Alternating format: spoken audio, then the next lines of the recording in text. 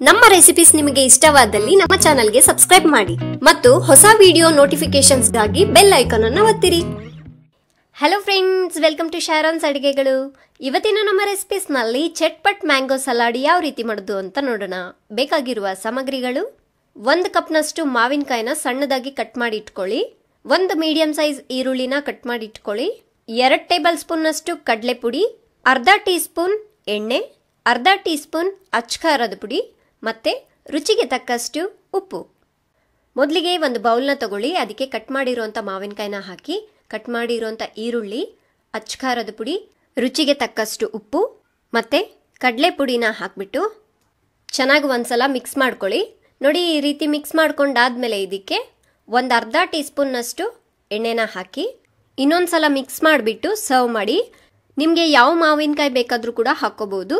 ಇದಕ್ಕೆ ಕಡಲೆ ಪುಡಿ ಈರುಳ್ಳಿ ಹಾಕೋದ್ರಿಂದ ತಿನ್ನುವಾಗ ಜಾಸ್ತಿ ಹುಳಿ ಅನ್ಸೋದಿಲ್ಲ, ಮಕ್ಕಳಿಗೆ ತುಂಬಾನೇ ಇಷ್ಟ ಆಗತ್ತೆ. ನೋಡಿದ್ರಲ್ವಾ, ತುಂಬಾನೇ ಸುಲಭವಾಗಿ ಚಟ್ಪಟ್ ಮ್ಯಾಂಗೋ ಸಲಾಡ್ ಯಾವ ರೀತಿ ಮಾಡೋದು ಅಂತ. ಈ ರೆಸಿಪಿ ಇಷ್ಟ ಆಯ್ತು ಅಂದ್ರೆ ಲೈಕ್ ಮಾಡಿ, ಕಾಮೆಂಟ್ ಮಾಡಿ, ಶೇರ್ ಮಾಡಿ ಮತ್ತು ಫಾಲೋ ಮಾಡಿ.